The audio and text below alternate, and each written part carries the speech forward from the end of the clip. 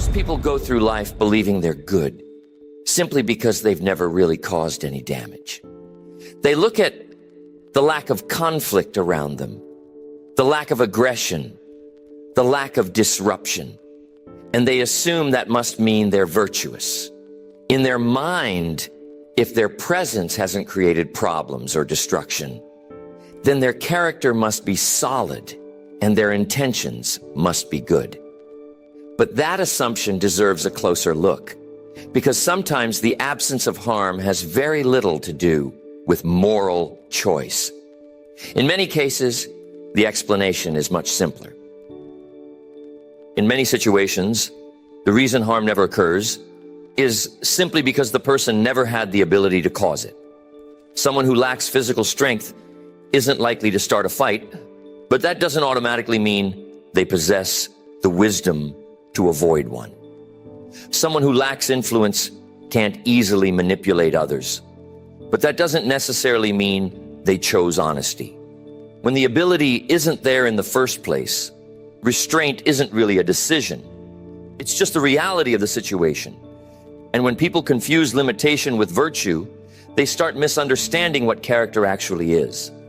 Over time, that confusion begins shaping how they see themselves. This misunderstanding creates a quiet illusion that many people carry with them for years. They see themselves as peaceful people, when in truth they may have simply never developed the ability to be anything else. Their lives never demanded real restraint because they never possessed meaningful power, leverage, or capability. Without realizing it, they end up interpreting weakness as proof of moral success. It's very easy to feel comfortable living inside that illusion. A person can look at their calm, uneventful life and conclude they must be a good person because nothing dramatic has ever happened. They haven't caused conflict, they haven't shaken systems, and they haven't intimidated anyone with their presence. But the real question isn't just whether harm has happened. The deeper question is whether the person ever had the ability to cause it in the first place. If someone doesn't have the strength to break something, the fact that nothing is broken doesn't automatically prove wisdom. If someone doesn't have the voice or influence to sway others, their silence might not be restraint at all. Many people mistake their small reach for moral discipline, when in reality it's simply a reflection of undeveloped ability. The difference between those two things is significant, yet most people never stop long enough to notice it. That distinction becomes clearer once ability enters the picture. Real virtue only starts to show itself once ability enters the picture. The moment someone becomes capable of causing harm, their choices begin to carry real meaning. Before that point, much of their behavior is shaped by circumstance rather than character. They don't avoid wrongdoing because they've mastered themselves. They avoid it because they lack the tools to act differently. That realization can be uncomfortable. It asks people to rethink the story they've been telling themselves about who they are. For years, they may have believed they were calm, patient, and restrained. But when they take an honest look at their lives, they might realize those qualities were never truly tested. Without temptation, influence, or strength, restraint was never required. Think about the difference between someone who can't raise their voice and someone who chooses not to. One person is limited by weakness, while the other is guided by control. On the surface, the behavior might look exactly the same, but internally, the reality is completely different. One situation represents helplessness, while the other represents mastery. Most people never explore that difference because it forces them to face an uncomfortable truth. They start to see that their harmlessness may not come from noble character at all. Instead, it might simply be the result of limited ability, undeveloped discipline, and potential that was never built. Few people enjoy confronting that realization, but it's one of the most important insights a person can have. Once it becomes visible, the direction of improvement begins to change. Once that truth becomes visible, the focus begins to change. Instead of asking how to remain harmless, the question becomes how to become capable. Attention shifts towards strengthening the mind, improving communication, sharpening skills, and building discipline. Each of these things increases a person's ability to influence the world around them. At first, that idea can feel unsettling because greater capability also means greater potential for harm. The stronger someone becomes, the more damage they could theoretically cause if they lost control. That's exactly why many people quietly avoid developing their abilities. Remaining harmless feels safer because it avoids the responsibility that strength eventually brings. But a life built around harmlessness is also a life built around limitation. It means a person never develops the strength to defend what matters to them. They never gain the influence to improve their surroundings. They never acquire the ability to shape outcomes in meaningful ways. Their life stays quiet, not because they deliberately chose peace, but because they never developed the power to create change. The reality is that genuine goodness requires the presence of strength. Kindness means far more when the person has the ability to act differently. Patience carries more weight when it belongs to someone capable of decisive action. Restraint only becomes meaningful when it limits a real capacity for harm. Without strength, what looks like virtue can sometimes just be powerlessness. Without capability, true moral choices rarely appear. A person who cannot create disruption might appear peaceful, but that peace has never actually been tested by real influence or authority. This is where the first stage of the journey begins. The gap between you and being dangerous doesn't start with aggression or hostility. It begins with the slow and deliberate development of capability. The stronger your abilities become, the more meaningful your choices eventually become as well. Capability turns harmlessness into potential. Once someone gains strength, discipline, and competence, their actions start to carry weight. Their words begin influencing people. Their decisions begin shaping outcomes. Their presence starts affecting environments in ways that were never possible before. That shift introduces a new level of responsibility, but it also introduces a deeper level of character. A capable person who chooses restraint demonstrates something far more powerful than simple harmlessness. They show self-control, judgment, and awareness. But none of that can exist until ability appears in the first place. Until someone builds strength of mind, clarity of thought, and disciplined habits, their harmlessness is mostly accidental. It's the result of limited capability rather than a conscious moral choice. That's why developing ability marks the beginning of the journey. The moment someone begins building competence, the distance between weakness and strength starts to shrink. As that gap closes, their decisions begin to carry real meaning. And that is the point where character truly begins to reveal itself.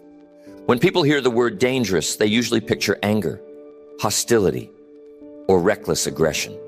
They imagine someone driven by emotion, someone who loses control and causes destruction without thinking about consequence. But that picture is incomplete, and in many cases, it's simply wrong.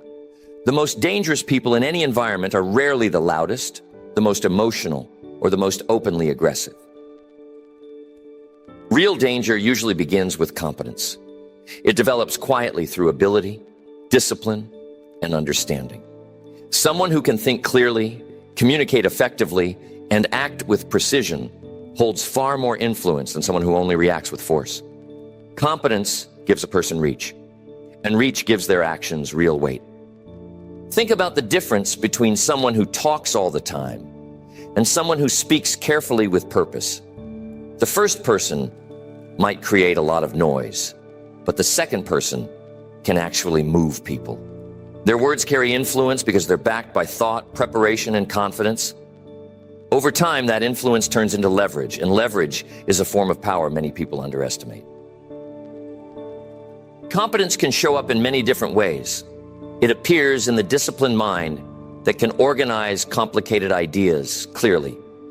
It appears in the trained body that can endure difficulty and pressure. It appears in the person who communicates well enough to guide others toward action. Each of these abilities might seem ordinary by itself, but when they combine in one person, they begin creating something far more powerful. Influence almost never comes from just one talent. It grows from consistent capability across multiple areas of life. Someone who thinks clearly, but struggles to communicate, won't move people very far. Someone who speaks confidently, but lacks discipline, will eventually lose credibility. Real competence emerges when thinking, speaking, and acting begin to work together. As that alignment develops, the person becomes more effective in the environments around them. Their ideas gain attention because they are explained clearly. Their actions produce results because they're guided by preparation. People start noticing that when this person speaks or acts, things actually happen. That's the moment when competence begins turning into power. Power doesn't always look dramatic or obvious. Sometimes it's simply the ability to shift the direction of a conversation. Sometimes it's the ability to organize people around a shared goal. Sometimes it's the quiet authority that comes from producing consistent results over long periods of time. Many people feel uneasy when they encounter this kind of power. They can sense that it carries the potential to influence outcomes beyond ordinary effort. A competent person can shape decisions, redirect effort, and alter the course of events. When that kind of influence appears, people start realizing that ability always carries consequences. Power always includes the possibility of harm. The same competence that allows someone to build something valuable also gives them the capacity to damage what already exists. The disciplined mind that organizes productive work could also organize destructive efforts. The persuasive voice that inspires cooperation could just as easily manipulate confusion if guided by poor character. For that reason, competence itself can make people uncomfortable. Some people prefer environments where no one has much ability because everything feels safer when influence is evenly limited. When someone begins demonstrating clear competence, that balance shifts. Suddenly, one person has the ability to move things forward while others remain where they are. The discomfort that follows isn't always fear. Sometimes it's simply the recognition that responsibility now exists. Once someone becomes capable, they can no longer claim helplessness when outcomes occur. Their ability puts them in a position where their decisions carry visible consequences. That realization forces a higher level of awareness. When a person understands that their words influence people and their actions shape environments, they must start paying closer attention to how they behave. Carelessness becomes more expensive because competence magnifies its effects. This magnification is exactly what makes competence the beginning of danger. Someone with little ability can make mistakes without causing much damage because their reach is small. But a competent person operates with greater influence, meaning their decisions travel further and affect more people. The same pattern appears everywhere. A skilled builder can create structures that last for decades, but those same skills could weaken foundations if used irresponsibly. A disciplined thinker can organize powerful ideas, but that same discipline could also justify harmful decisions if guided by poor judgment. Capability amplifies outcomes. It makes success stronger and failure more destructive. That's why competence eventually has to be paired with wisdom and control. Without those qualities, ability alone becomes unpredictable. Even with those risks, competence is still essential. Without it, people remain stuck in harmless limitation. They can't shape their circumstances. They can't defend what matters to them, and they can't influence the direction of their environment. Their intentions might be positive, but their impact stays small. When competence begins to develop, life starts to shift. Opportunities appear that weren't available before. Responsibility increases because others start recognizing the person's ability. Decisions that once seemed minor suddenly carry greater consequences because more people are affected by them. At that point, the person moves closer to the line that separates harmlessness from danger. Their ability has created leverage, and that leverage means their actions now carry real weight. The distance between weakness and influence begins to close. But competence alone doesn't determine whether that influence becomes constructive or destructive. Ability only creates potential. It opens the door to greater impact, but it doesn't guarantee wise decisions. The next step depends on something far more demanding than skill. The person has to learn how to control the power they've built.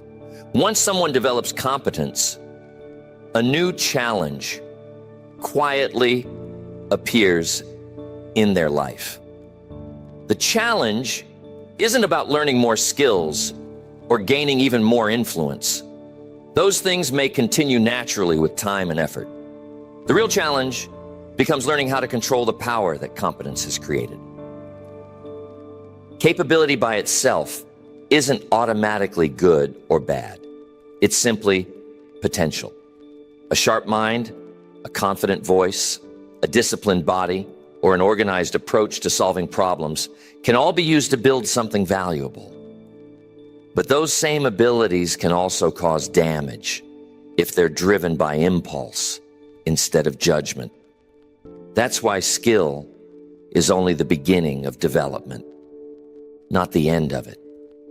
History is full of examples of people who had tremendous ability, but lacked the discipline to guide it properly. Their intelligence, strength, or influence placed them in powerful positions, but without restraint, those qualities created chaos. Relationships fell apart, organizations collapsed, and trust disappeared because capability was allowed to operate without control. Strength without discipline is like a powerful engine without steering. The power exists and the movement exists, but the direction becomes unpredictable. A person might move quickly and impressively for a while, but eventually, the lack of control leads to damage. The same abilities that once looked impressive begin causing problems for everyone involved. Discipline is what transforms raw capability into reliable power. It provides the internal structure that allows someone to decide when to act, when to pause, and when to stay silent. Without that structure, ability becomes reactive. With discipline, ability becomes intentional. One of the most important forms of discipline is emotional control. People naturally experience anger, frustration, excitement, and pride. And those emotions can easily influence behavior if they're not managed carefully. When someone possesses real capability, emotional reactions can create consequences that extend far beyond a single moment. Imagine someone with strong communication skills losing their temper during a disagreement. Their words can cut far deeper than those of someone who lacks influence. A careless statement from an articulate person can damage trust that took years to build. Their ability amplifies the emotional reaction, turning a brief moment into a lasting consequence. The same principle applies to action. Someone with physical confidence or organizational authority must learn when not to use it. The urge to prove ability can be strong, especially when others challenge or provoke them. But the strongest demonstration of discipline isn't showing strength. It's knowing when to hold it back. This restraint often confuses people who misunderstand controlled power. They might assume calm behavior means weakness, because they don't see the strength behind it. But those who understand discipline see something entirely different. They recognize a person who has the ability to act forcefully, yet chooses not to unless it becomes necessary. That choice requires ongoing awareness. Discipline isn't a single decision someone makes once and then forgets about. It's a daily process of managing thoughts, reactions, and impulses. Every environment presents new situations that test a person's ability to remain calm and deliberate. As capability grows, those tests become more frequent. A person with influence will face disagreements, opportunities for advantage, and moments where they could easily overpower others if they chose to. Each moment becomes a test of discipline. The person must decide whether their actions will be driven by impulse or by principle. Without discipline, power becomes unpredictable. Sometimes it produces impressive results, and other times it creates damage that takes years to repair. People quickly learn to distrust people whose abilities operate without control. No one feels comfortable around someone who possesses strength but lacks restraint. The people who earn the greatest respect are those who demonstrate both ability and control. Others can sense that this person could act decisively if necessary, but they also know that they are guided by careful judgment. Their strength becomes reassuring instead of threatening because it's balanced by discipline. This balance changes how people respond to them. Instead of fearing their capability, others begin trusting it. They know decisions won't be reckless. They understand influence won't be used carelessly. Over time, that trust becomes one of the most powerful forms of authority someone can develop. Discipline also strengthens the person internally. When someone learns to manage their impulses, they gain clarity about their intentions. Their actions become deliberate rather than reactive. They begin understanding that true strength isn't measured by how quickly they can assert power, but by how wisely they choose to use it. That realization marks an important step in closing the gap between weakness and dangerous capability. At first, the journey focuses on building competence and skill. Then it shifts towards something more demanding, mastering the person who now holds that power. A disciplined person understands that every ability carries responsibility. The stronger their influence becomes, the more carefully they must guide it. They can't allow frustration, pride, or impatience to control their behavior. Their discipline becomes the safeguard that protects others from the potential harm their power could create. In that way, discipline becomes the real measure of strength. Many people can develop certain abilities with effort, but far fewer learn to control those abilities with consistent judgment. The difference between the two determines whether capability becomes constructive leadership or uncontrolled disruption. The gap between you and dangerous doesn't close through skill alone. It closes when skill becomes governed by discipline, when strength learns restraint, when influence learns responsibility, and when ability learns patience. A different kind of power begins to appear. It's the kind of power that acts when necessary and remains calm when it isn't. That's the type of strength people respect, trust, and ultimately choose to follow. The moment a person becomes capable, life begins to change around them in quiet ways. Actions that once felt small or unnoticed start carrying greater consequences. Words that once passed by without much attention begin shaping how others think, respond, and behave. Capability increases the reach of a person's presence. And with that larger reach comes a level of responsibility that many people don't recognize right away.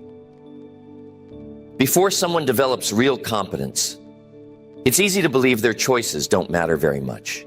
Their influence is limited, their voice doesn't carry much weight, and their decisions rarely affect anything beyond their immediate circumstances. During that stage of life, many people feel comfortable assuming their actions mostly affect themselves. They believe their mistakes will stay contained within their own experience. But as ability grows, that belief gradually fades. A capable person begins to notice that their behavior influences far more than just their own results. Their attitude affects the people working beside them. Their decisions start changing the direction of projects, discussions, and plans.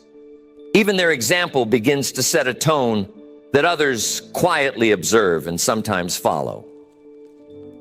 Responsibility rarely shows up all at once with some obvious announcement. Instead, it appears slowly through the expanding impact of a person's influence. A disciplined worker begins setting a standard that others notice. A thoughtful speaker can redirect the course of a conversation. Someone who consistently keeps their commitments gradually changes what the people around them expect. At first, these changes may seem small, but over time they add up. The more capable someone becomes, the more their behavior shapes the environment they operate in. People begin looking toward them when decisions need to be made. Their opinion begins to matter because their past actions have proven their competence. This shift often surprises people who never expected to carry that kind of influence. They may have developed skills simply to improve their own life, only to realize that others now respond differently to them. Their actions are watched more closely, their words stick with people longer, and their choices start affecting outcomes beyond their own immediate concerns. As that influence grows, responsibility becomes harder to ignore. At that point, responsibility can't really be ignored anymore. A capable person can no longer pretend that what they do doesn't matter. Once someone has influence, even small decisions create ripple effects. A careless comment can discourage someone who is trying to improve. A thoughtful remark can motivate someone who had nearly given up. The same pattern appears in leadership, whether the role is formal or informal. Some people are placed in official positions of authority, but many others gain influence simply by demonstrating consistent competence. People naturally begin to follow those who show clarity, reliability, and discipline. When that happens, the capable person may find themselves guiding others without ever asking for that role. That influence introduces a new level of accountability. The person now has to think not only about what they can do,